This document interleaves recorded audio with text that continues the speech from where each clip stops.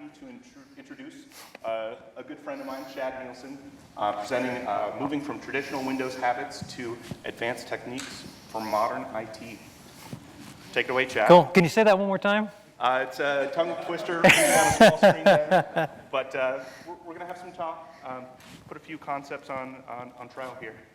Yeah, ultimately, my goal is not to attack certain traditional ways that you may be doing things. I'm really looking just to give you some additional information, perhaps more, give you talking points, create a discussion, something along those lines. And if by the end you find you have enough information to move forward with perhaps a different solution, well, that'd be very satisfying. If nobody switches, no big deal. All right, so as you can see, I am the lead squirrel for Forget Computers and Robot Cloud. We don't really have official titles, so I can kind of pick whatever I like. And it appears Mark has changed his title. I did have him as a future Jamf CEO, but you know, perhaps you work there, you get there. So, we are a managed service provider, and at Forget Computers, we have been focusing on the needs of Apple users since about 1998. We've been pioneering automated management of Apple devices since 2007, and we are deeply passionate about helping people succeed with the Apple platform with whatever client we may be taking in. We had created Robot Cloud as a means of managing our own clients, and we liked it so much we decided to sell it as a plug-and-play solution. We can manage Mac and iOS devices, and all of it runs on the Casper Suite framework. Over the past 8 years, we've taken the Jamf engine and we've created additional unique customizations. We provide a full service of inventory items far exceeding what comes in the Jamf templates, additional automations, and we've even developed some other applications to greatly connect the user with our ticketing system, show them the information that is in the JSS in a secure way. And if you want to learn more about that and automating your ticketing solutions, Ben Greiner, CEO of Forget Computers, he has a talk on Thursday morning, and I encourage you to check that out as well. Ultimately, what we do for our clients is we try to find the best solution possible, and in a lot of cases, that means challenging established norms of how people believe Apple devices should or maybe need to be managed. And I should have been advancing that. There you go. Okay. So why are we giving this talk? We are giving this talk because we found reliable solutions that work for us. And in taking in new clients and performing jump starts, we're still amazed at the quantity of people in IT who do not know that there are alternatives to the traditional Windows approaches. The challenge in IT is finding the solution that provides the greatest amount of security, but is also the simplest, the easiest to maintain. My goal is to provide the facts and the alternatives without judgment for the decisions or the research that you may have already done in your environment. I plan on discussing both sides, the pros and cons for these solutions, as well as the pros and cons for the modern alternatives, as we're calling them here in this presentation, so that you have all of the information. It is largely high level in discussion in the talk, in what you're going to see. I'm not going to show you exactly how to do those things, but if you have any questions afterward or want to talk to me after the presentation, I'd be more than happy to let you know things in more detail. So first, I'll be covering Active Directory, and how many of you are currently looking, just by a show of hands, to bind? You haven't bound yet, but you're considering it. All right. How many of you are binding right now? And how many of you wish you weren't binding right now? All right, my people, excellent. I'm going to try to cover Active Directory as honestly as I can. There are people who are very passionate about this on either side, and truth be told, it does make sense for some environments. So the information I'm going to provide you with may not change your mind, and that's okay. If it's working well for you, by all means, continue to roll with it until it breaks completely in a future version of OS X. Just because you have Active Directory in place doesn't mean you need to use it, is really the kind of the takeaway there. And finally, I'm going to be talking about imaging. Imaging concepts. Those of you who have attended previous JNUCs are likely well-versed in the alternatives. And, but this is still a talk that occurs every single time I have a jumpstart. So I'm supposed to say, in most cases, once we have that conversation and I tell them about different methods, they tend to lead toward the modern alternative. And so during that section, which is definitely smaller than the AD part, if you've already moved away from traditional imaging, feel free to play on your phones or whatever. I'm not going to be offended. Just go nuts. So when you first approach a situation, whether or not to, to bind or not to bind, or what kind of imaging we're going to do, it's really all about having a full understanding of what you're looking to accomplish. For example, if your security team is asking to bind Macs to Active Directory, the first question I would ask is why? If the answer is that they want to have a password policy just like the Windows machines have, then the password policy is what you're looking to accomplish, and performing a bind is only one method of accomplishing that goal. So in some cases, you may be presented with a set of requirements, and they may have already highlighted different methods of doing it. I just want you to be aware that it doesn't necessarily always rely on a bind. There we are. I also want you to understand the benefits and the drawbacks of each solution.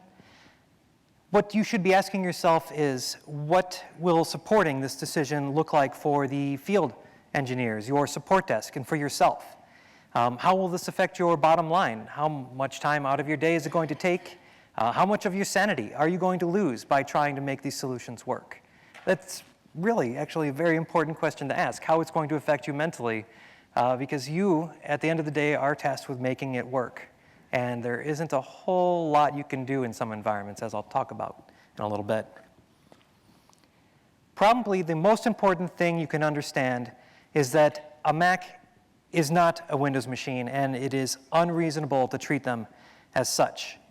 You may have desires to have everything in a single pane of glass, so where you can manage both within one solution. You may want to ensure that both of the systems, Mac and Windows, have the same types of security policies. But since they are completely different, you should not have the expectation that you will be able to use the same tools on both machines with equal results. You can use them on both machines, but do not expect them to work as well as they do in the Windows world. All right, so with all that being said, let's go ahead and dive in. As I mentioned, first, we're going to talk about Active Directory binding, and then the alternatives to Active Directory binding, definitely the largest part of the presentation. And then third, I am going to go ahead and cover imaging and imaging alternatives, and the reasons for each approach, and discussing these options. Perhaps you'll find something that works differently in your environment. There we go. It's true. So, mobile accounts with password policy. This is perhaps the strongest reason to bind to Active Directory. The home folder, as many of you already know, because I saw a whole lot of hands shoot up, is still on the Mac. When you bind, you can have things like a network user or a mobile account with syncing, but do not do this. Please do not do this. It is riddled with problems. It is technically not supported, and there are very few applications on the Mac side now that will even play well with it, because a lot of things go into a database that can't be synced at the same time it's open. So if you have nothing else better to do in your job, by all means play around with it, but otherwise stick to a mobile account with a local home only for those kind of cached credentials. That's the real benefit that you're going to get there. And of course, the password policy that would come from binding if you have that set up in your Windows environment as well. And again. There you go. All right. Another reason companies decide to bind, terminating access.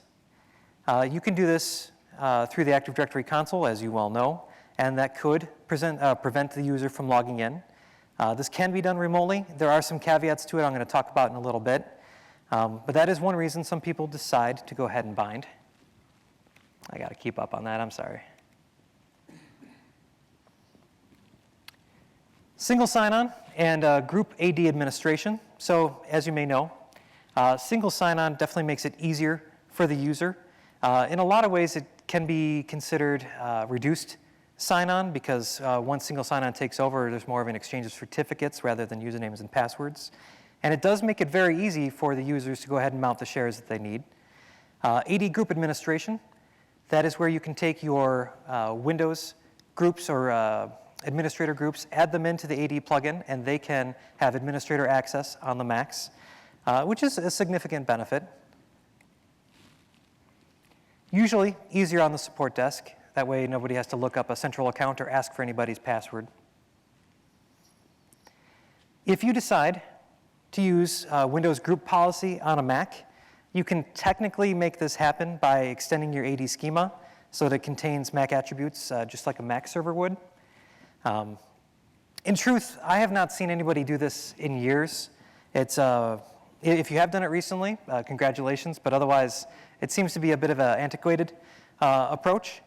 Most people, as evidenced here in this room, end up purchasing the Casper Suite or a Mac Mini server and doing those preferences separately rather than trying to force their Macs to work within the same environment. Printer setup can also be simplified. When a Mac is bound, you'll see that there are additional printers that show up in there, and it can be very easy to add them. Again, I don't see this very often at jump starts anymore, as most users are discouraged from printing in general, and usually only need a couple printers mapped. Your environment may be vastly different, but I can only speak from my own experience in that area. So here's where we talk about the drawbacks. And originally I had thought of bringing up a 4-pack of beer on stage and discussing how troubleshooting Active Directory can lead somebody to drink. But then I thought better of that. It might not have reflected well on Jamf or the Guthrie. So to those of you who have wasted your evenings and weekends on troubleshooting AD, I salute you.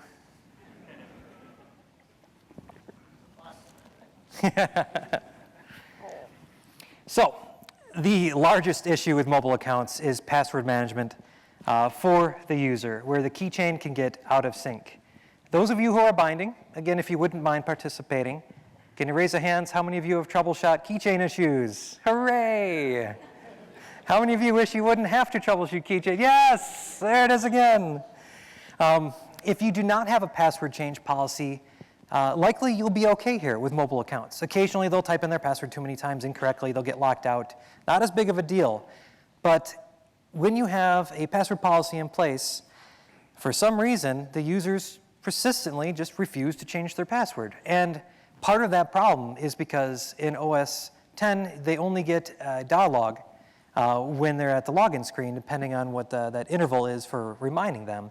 Or if you have in-house Exchange, you can see little notifications there when their AD password is changing.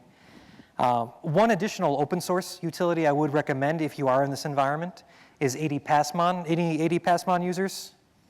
Okay, awesome, excellent.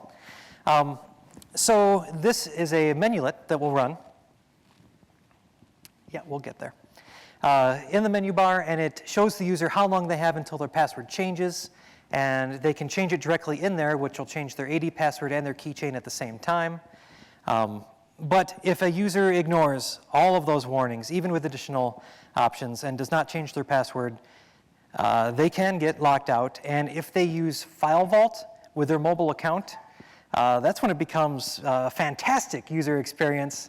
The machine is rendered into a very expensive paperweight until IT can come and assist them. And I've seen some other solutions where people create a local user account for File Vault decryption in the event the user fails to change their password. And that's not simple, that's not elegant. If you're doing it, I'm not in here to, not trying to offend you, but that kind of defeats the purpose of encrypting to begin with. So, yes, File Vault 2 lockout. And additional drawbacks, if your DNS is not properly configured with pointer records or answer records, or if you use a .local AD domain, you can and will experience either an inability to bind at times or a slow login that is much more common, where the user could be sitting there for 15 minutes while it tries to actually authenticate. And just in case you are experiencing that, that tends to be a problem with the local host name on the Mac not matching the name that was bound in AD. So if that helps anyone, that's great. Otherwise, if you try all of that and it still doesn't work, well, we've seen that as well. If you have an internal time server and the Mac is not set to use it, you can have an inability to bind if the clock skew is more than, I will get on top of this, I swear. If it's more than a 5-minute difference. And then this one is always a fantastic one to troubleshoot. If you have a fleet, a deployment that is mainly laptop users, and you have Wi-Fi with WPA2 Enterprise using a user-level authentication certificate that comes in, you will not be able to create the mobile account for that user unless you connect via Ethernet, which is not on most of the notebooks, to get this set up in the first place. You'll have greater success with a machine-level cert as you can use a local admin account, get it installed, or have it deployed via other methods of automation, config profiles, and whatnot, but it's a pretty ugly setup if you're using user-level authentication.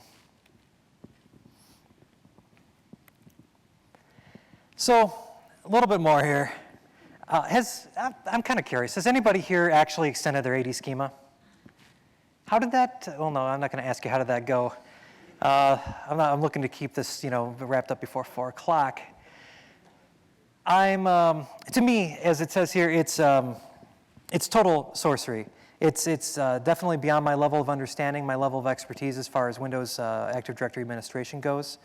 And it just seems like a great way to complicate your environment and future upgrades of your domain controller.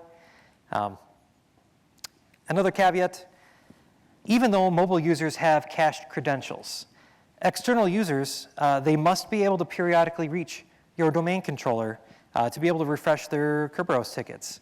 If they cannot, this can lead to the machine also, the cache credentials essentially expiring.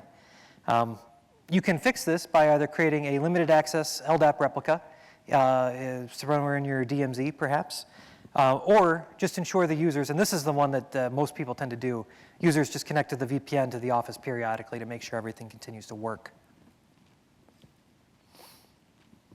And I think, yep, this is the last frame about the drawbacks of AD binding, so we're almost there. OS 10 upgrades and updates can break connectivity to the domain controller or prevent the creation of mobile users. This does not happen often, but did happen as recently as Yosemite.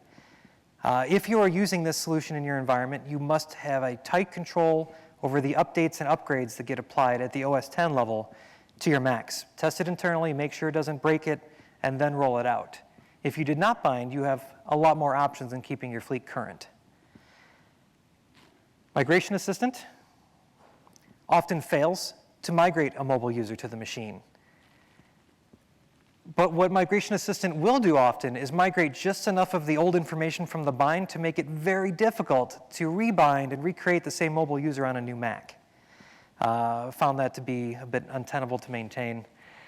And that's really the point. Like, you will spend time maintaining the solution. It may work in your environment a lot better than I described. You may not have these problems, and I would be envious of you if that was the case. But just be aware that if you choose to go ahead and bind, you are signing up for a commitment. Alternatives. For password policies, there are 2 alternatives instead of binding. There are additional ones requiring even more sorcery, but I'm only going to stick with 2 easier ones for now. The first is that you can distribute a configuration profile to apply password policies to all users on a Mac, and I do mean all users on that Mac. When the configuration profile hits, if you have a local administrator on the Mac, they can be impacted, so be aware of that. You can also use a scripted approach to password policy, which is what we do.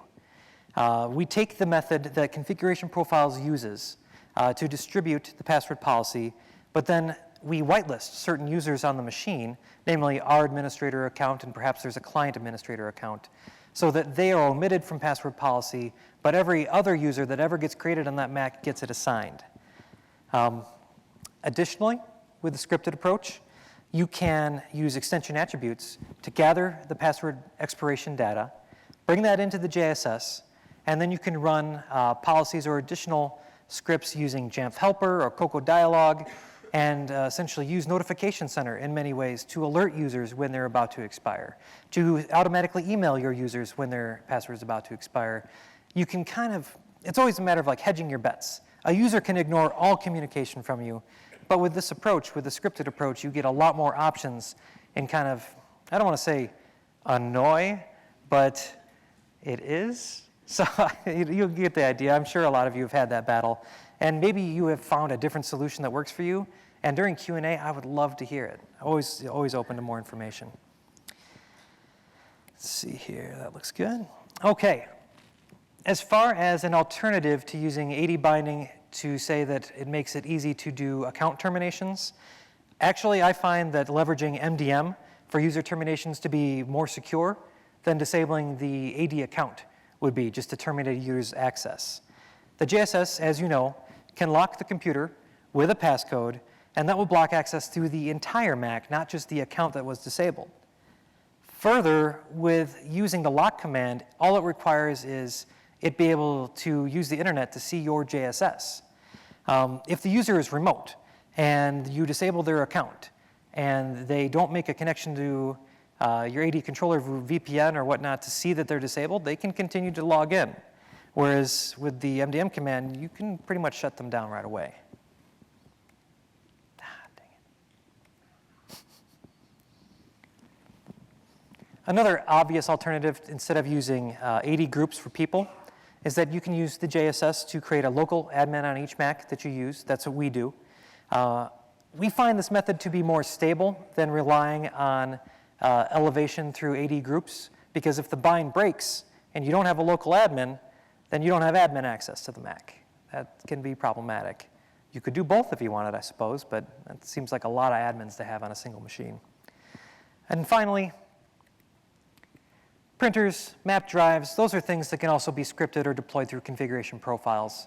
You don't necessarily need to rely on an AD bind to provide that information. You already have the Casper Suite. You have the tools. You just use them, perhaps? I'd say that's what we do anyway. Now, we at Forget Computers, we love cloud services. As a managed service provider, anything that we can do to standardize our client base results in less time that we have to spend troubleshooting our clients' internal resources. And if there's an issue with one of those, you can understand if it ultimately would affect the bottom line and decrease the user satisfaction if it's taking too long to solve a problem.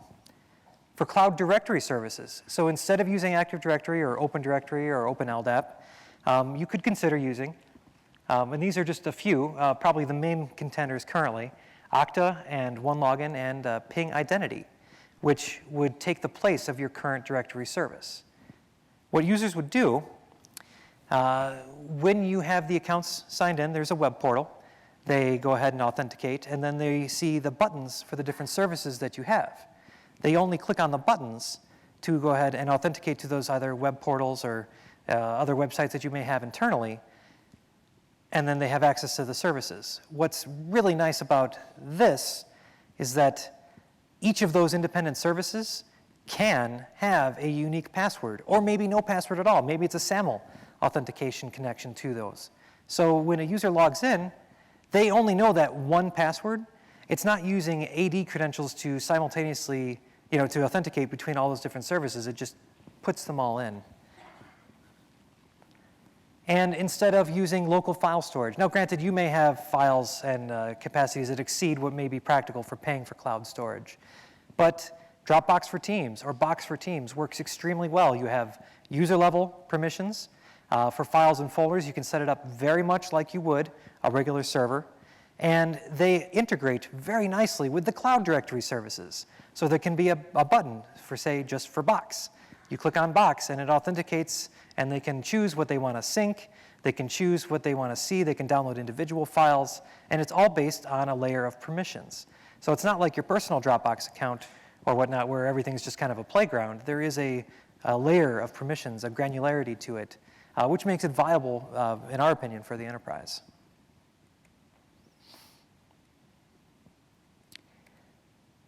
This I don't have any direct experience with. It's pretty new.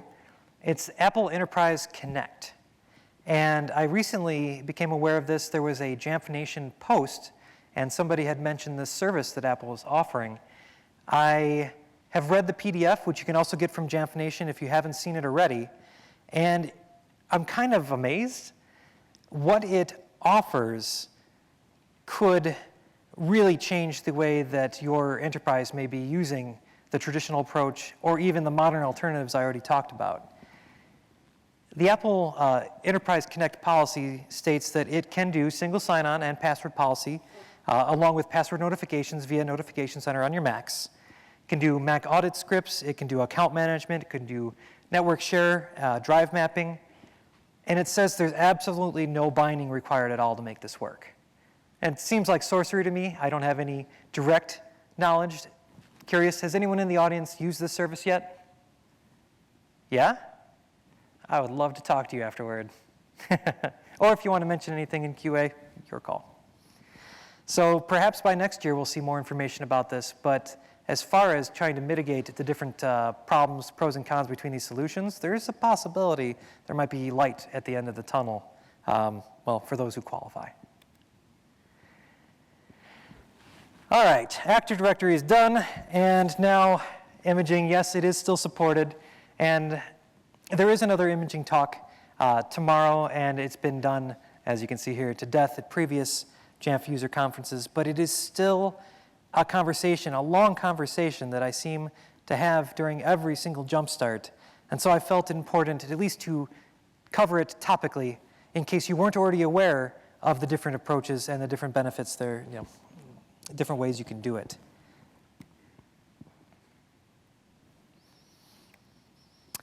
All right, first, distributing a monolithic or compiled modular image over Ethernet has the potential to be faster than the alternatives I'm going to talk about. If you have a large set of software to deploy and your JSS scripting skills or regular skills are still in development, say you're pretty new to the product, traditional imaging can be a time saver for you. Additionally, if you have a large set of Macs with the same type of configuration, like a lab, for example, the traditional approach still makes a lot of sense.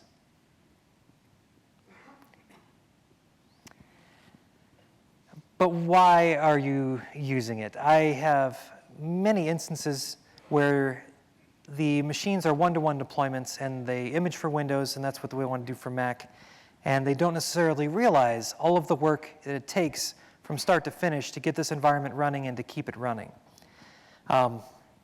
You must have a modern OS X server or Linux or equivalent VM architecture in order to use NetBoot properly. The OS X can host multiple NetBoot images. The Casper NetSUS can host, I believe the restriction is still 1. Perhaps that has changed. I haven't used the product in, I'd say, about 6 or 7 months. But if you have to host multiple images, you may be looking at putting a Mac Mini in your environment. Now, say you meet all of the server requirements, then you need to move on to the network requirements, and then the hardware requirements. If you don't have a gigabit network in your environment, then your imaging, the time it takes to boot to that NetBoot and deploy your image and restart, is going to take longer than the other approaches that I'm going to mention in just a little bit. Additionally, your NetBoot server, as many of you may already know, must be on the same LAN, or you can use IP helper addresses. You can put those on your layer 3 switch so that it can route the boot P traffic that a Mac generates when it tries to NetBoot.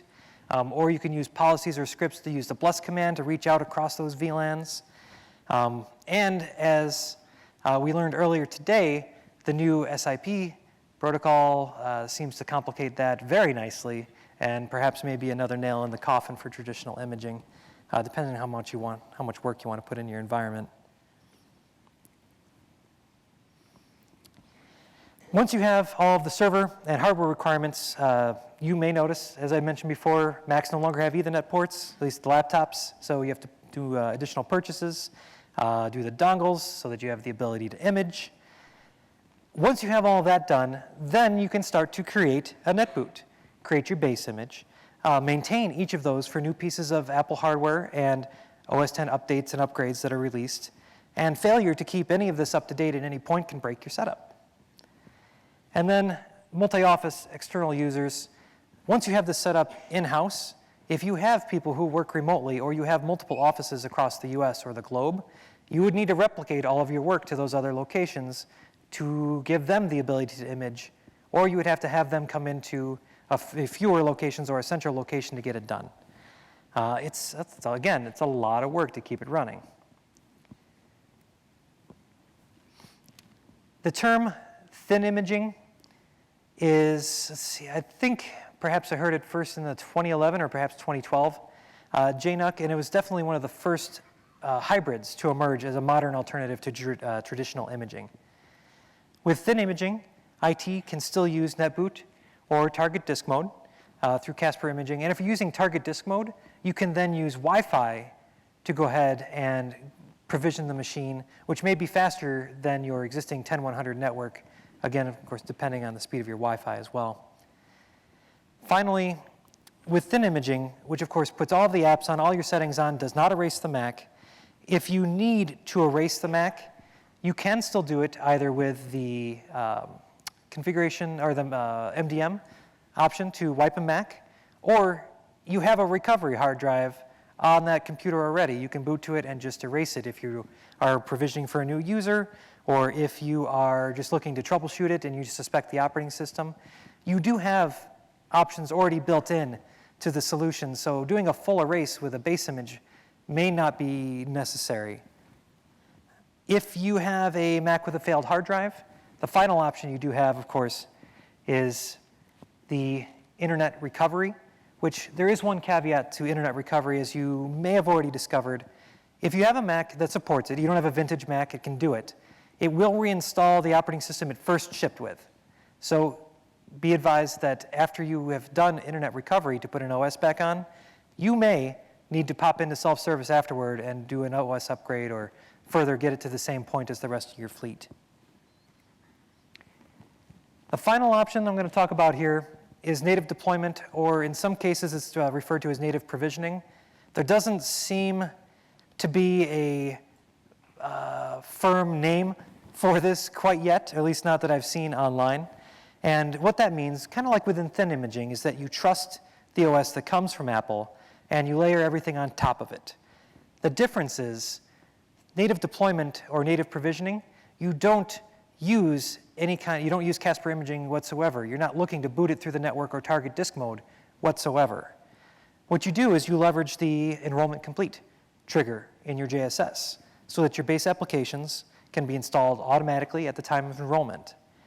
If you have Apple's developer enrollment program, then you can further automate it so that when the setup assistant is being completed, the Mac can be enrolled, the enrollment triggers enrollment complete, and then the Mac is provisioned while the user is setting it up.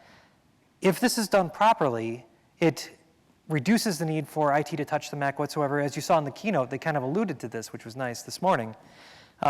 Or if it's done expertly, IT doesn't have to touch it at all. You can get back to writing love notes. And that works great for... looks like I never learned how to advance the slides. So those were the different options. It was very just high level. I wanted to make sure that you knew that there was a different way to do things. And I hope you got something out of it. If you have any questions, now is the time. I think, yep, go ahead. Yeah, shout and I'll repeat. How do you enforce, going back to your scripted method of changing passwords? Yeah. How do you enforce a particular password format for the local admin or a standard user to change their password? Oh, yeah. In OS X, the binary is called the, snap, that's right. I believe the question was, how do I use a scripted approach to enforce a password policy? and in terms of complexity and things of that nature. And there is a binary in OS 10, it's called the PW policy binary. You can get more information on it by just going to its man page. In Jamf Nation, there are also lots of example scripts with people who have used it throughout the years for different types of projects. And with PW policy, you specify its time to expire, how many alphanumeric characters, uppercase, lowercase, special characters, and once that is run, targeting a specific user, the next time they log out and log in, they're forced to change their password. And that time for the password to expire is kept track of on the Mac. So yeah, there is one exception or a con to that, is that, which was great for my testing, if you set the Mac clock ahead, say 6 months, it does ask you to change your password, which I found to be great for testing. I don't think we've ever been bitten by that, but that's how I use it. Did that answer your question? Awesome. Any other questions? Yes, sir. So, you run into the same pitfalls and problems with AD binding as you would with Open LDAP or something like that? The question was, do I experience the same problems with Active Directory as I do with Open LDAP? And no, Active Directory tends to give me a lot more problems than Open LDAP. However, that being said, we don't have very many people using Open LDAP whatsoever. It seems like a lot of our clients are coming from AD infrastructures. So the reason we may not have as many problems is because of the divide there. Any other one? Anyone else? Anybody ready for? Oh, hey, good. Quick question, and this is probably speculation, but in your experience, especially with Apple Enterprise Connect, would you say that that may be Apple saying, hey, we're going to start moving away from AD binding? The question was, now that Apple Enterprise Connect does exist, could that be an indication of Apple moving away from supporting AD binding? And I don't know. I would love to believe it is, but that would be pure, wild, rampant speculation on my part. And it'd probably just hope in a lot of ways as well. I think, yeah. Enterprise Connect also supports it. So it actually is also a way of helping you synchronize your keychain, your local file vault password, and your Active Directory stuff. So if you choose to still bind with Active Directory, it can provide more glue. A la things like AD Casper and having a much better, more professional. Okay. Yeah. Excellent. So that was additional information about the Apple Enterprise Connect. And they're saying if you do choose to bind, it will actually, you can, would you say like bolster the feature set that your native deployment would, or excuse me, like your AD binding would already have, and try to get in front of a lot of those issues, a lot of those drawbacks I had mentioned. Nice. Yeah. So some of the problems you described, we fought through the same types of resolution using Crocodile and AgScript. Yep. We've actually disabled the user's ability to change their password through the system preference. They get an email and a link Yep. to the website. It still doesn't link synchronize back. File vault, which was my question, which he sort of alluded to. Any way that you can force that password down into the file vault system? Because essentially it's a different bootable image, right? There's no way to write to that I know of. The question was, depending on the method of the password being changed, the user is alerted, perhaps they get an email telling them to change their password. How do I ensure that that password, say, keychain and file vault and all those systems line up? Would that be accurate? Without using Apple. Without using Apple Enterprise Connect, right? Yeah, which I don't have any experience in that yet. Would love to, but at some point I'm sure. So what I do is with, the Coco Dialog will present a pop-up in the same location as Notification Center, and when they have the option to change password or do later, when they click on Change Password, that runs an AppleScript command to automatically launch system preferences and click on the Change Password button so that it does it directly in their user right then and there, which successfully updates the keychain and successfully updates File Vault. So I've not had any issue with users doing that, and everybody in our client base who uses the password policy is also encrypted. If there's something else going on there, I'd love to chat with you afterward, man. Disabling that, but that's for a different reason. Oh, okay. So we're not allowing that system to talk back, Okay. which of course causes problems.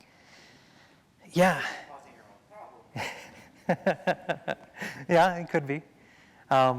Yeah, I'd maybe, let's chat afterward. Maybe I can help you out. Mr. Miles? Excellent. How are you? Great. So I realized by raising my hand a few minutes ago, I may have set myself up for taking off. So I just want to throw out a couple of points, if I can, about what I believe I can say about it without getting in trouble. Very good. Effectively, Enterprise Connect is a professional services engagement from Apple that happens to come with an app. And more or less what you're paying for Apple to monitor an animal, sacrificing animals with their blood. Sacrificing more animals as necessary. So basically, it's all the same stuff we've been talking about. Yeah. They're just going to do it for you. That sounds worth it. And for the purposes of recording, what was mentioned is that we have more information about that Apple Enterprise Connect again, saying that the animal sacrifice and the bloodletting isn't necessarily gone, it's just that you're paying Apple to do it for you, which sounds like a great investment. Got some hecklers here in the front? You mentioned trusting the OS that Apple's giving you. Yes. For your more confidential, your more secure clients, is that something that you do? Do you have to wipe the machine and start fresh? Or how do you get around that? Or how do you tell security you don't need to do that, or do I need to do that? Yeah, a fair question. So say, The question? yeah. I was just about to repeat it. All good. I know. The question was, so I'm saying, trust the OS that comes from Apple. The question was, how do you explain to other people who are asking you why trust the OS from Apple? And you know what? I don't have a good canned answer for that one in particular. When our clients are looking to us for guidance and they have a list of security requirements that they need to meet for working with their different vendors or working toward other types of compliance, asking the machine to be erased directly out of the box is just not on the list or has not been yet. I could speculate that if somebody did say that, you know what, actually I can't speculate. I'm pretty ready for a beer, so I'm not sure exactly what I'd say at this time, but I'd have something good. Yep, go ahead. Yeah, Chad, I know you mentioned DNS issues, but could you speak a little bit about the argument of, well, we're not having any issues on the Windows side, so it has to be a Mac problem. Yeah. So the question was, I had mentioned DNS, and with some potential blowback you may receive from that is that, well, none of the Windows machines seem to be affected, so it just must be a Mac problem. There is an expression, I heard this many years ago, I don't know where it originated, but it is the best way to find problems on your network is to put a Mac on it. Just flat out. Just put a Mac on it, you'll find everything that's wrong with it. Apple doesn't code any shortcuts. They don't allow anything to work unless it meets their certain standards. Windows does. So you may have a problem in your environment with DNS, specifically with pointers and answered records that may have gone unaddressed that Windows is compensating for, and the Mac simply just says, no.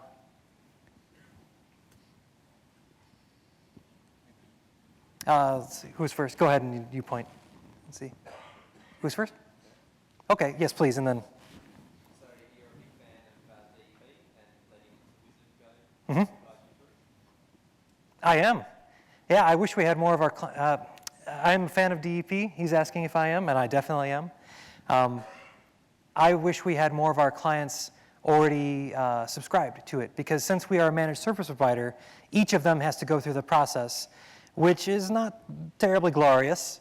But once that's set up, and you ensure that there isn't any proxy or firewall blocking to the Apple 17 block of the internet, then yeah, I am very much a fan of it.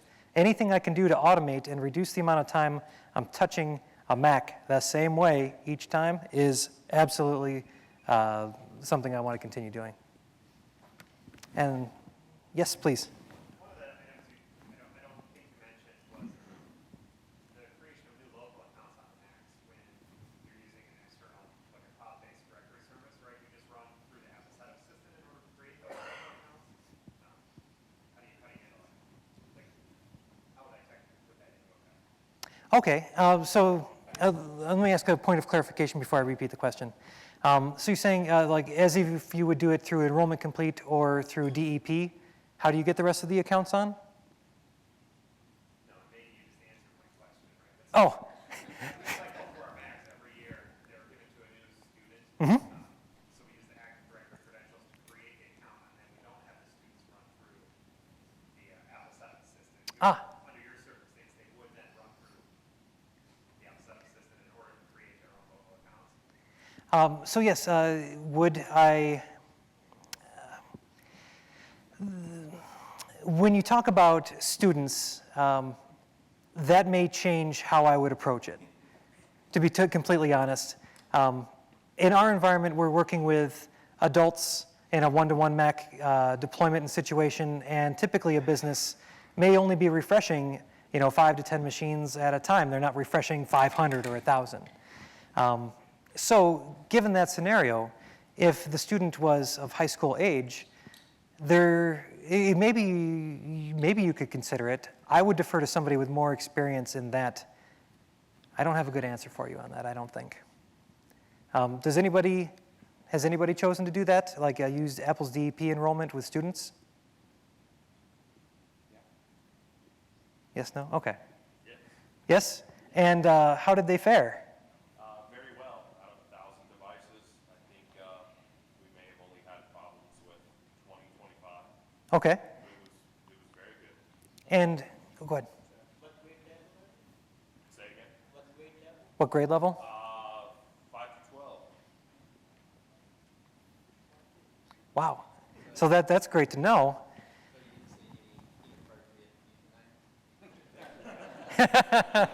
Question was, do you see inappropriate usernames? So that's a great question. We did see just a few.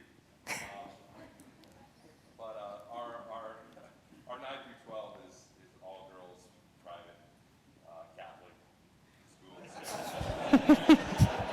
They're not as bad as others.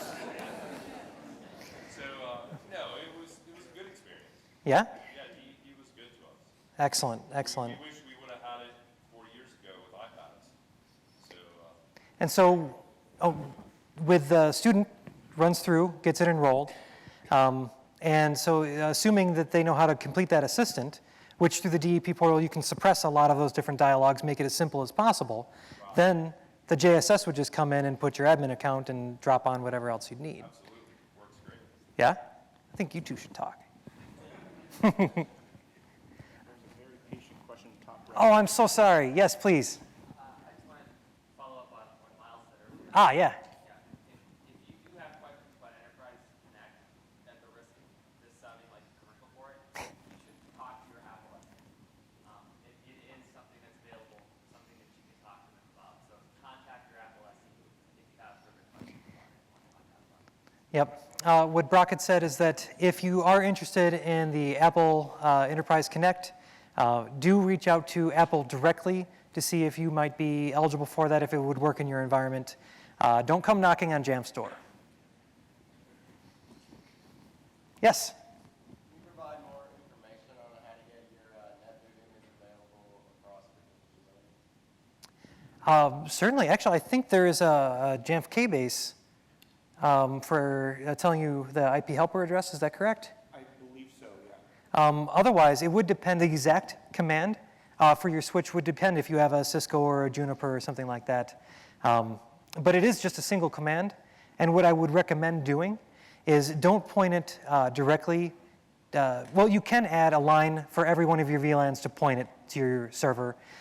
In a lot of cases, it's easier, and I'm not sure how, if there's a network security admin in the room, if they'd flog me for this, but you can just choose the broadcast address as well, so that everything on multiple VLANs will just be funneled there with a single command.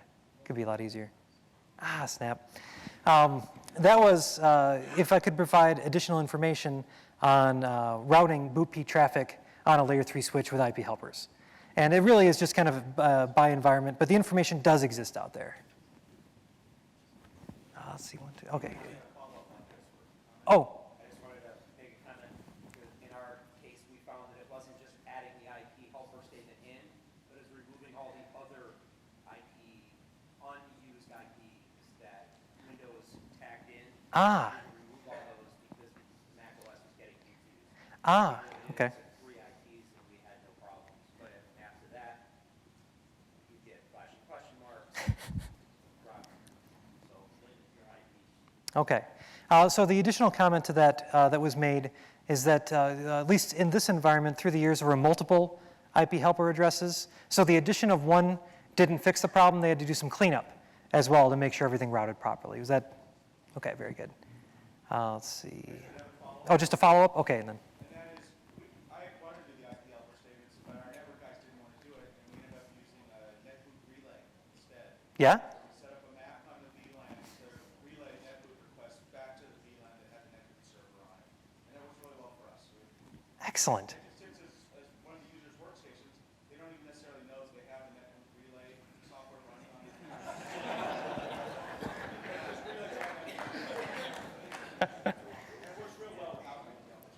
Excellent. Yeah, so for the purposes of recording, a netboot relay on a Mac is also an option.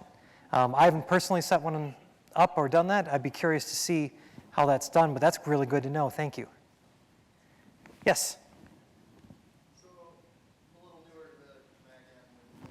I've got a few one-to-one machines that have non-mobile network accounts bound to AD credentials. Mm-hmm.